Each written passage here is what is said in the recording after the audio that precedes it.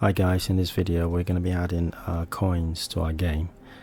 First of all, go to this website and download a sound file that we're going to be using. Make sure to check the copyright laws so you don't get into any trouble. The concept we're going to be using is we're going to use ChatGPT to generate a shape. So we want to arrange our coins in a circular shape, and the idea is to use ChatGPT to generate the initial code, and then we're going to test out that code in BABYLONJS playground just to see if it actually works, which in this case you can see in the video it works fine.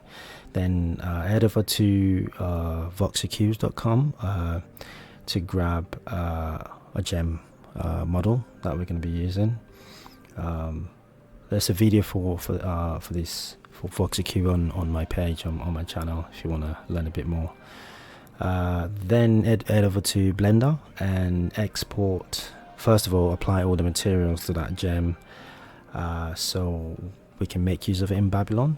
Don't forget to add the materials in a way that Babylon can understand it. Although this is a GLB file, doesn't really matter, but I just like to do that way sometimes. So that what that means is I use the same file, the rough metallic roughness for both slots.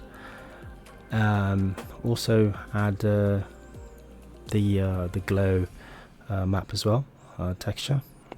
And once you're done, export this model as GLB, and we're going to take that over to our game and make use of it. But also we can quickly run a quick test in Babylon Viewer to see if that works fine. Then create a folder in your game, in that project. Remember to add the run audio file as well as the .glb gem file.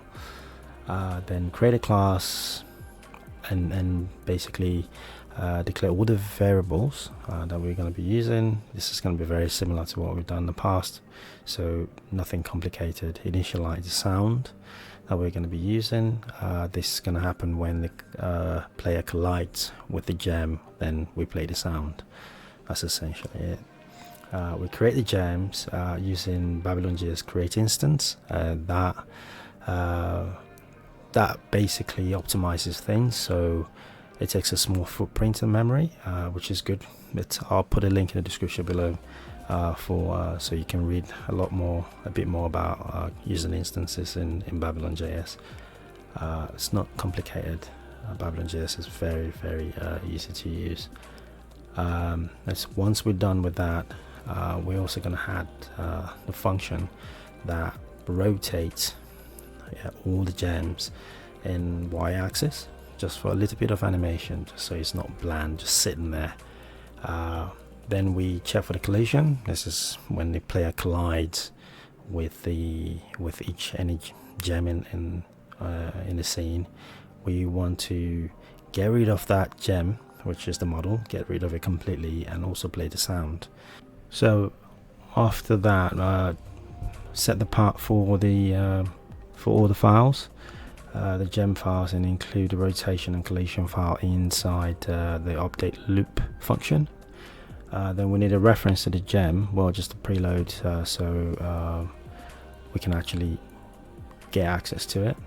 And once you're done, there's a next bit that we have to do, which is basically just add it to the player controller. So because the player is going to be colliding with it, we want to make sure that we add this gem class inside right after the player's loaded and fully created and added to the scene. Next bit is we want to make sure we add a glow function to it. Well, just add a glow to this scene, because we can see the gem has been added to the scene, but there's no glow. So to fix that, just add a glow layer class to the scene and initialize it. Just called, well, in this case is added to a function, and the function is just being called once the gem is loaded, and that's all we have to do.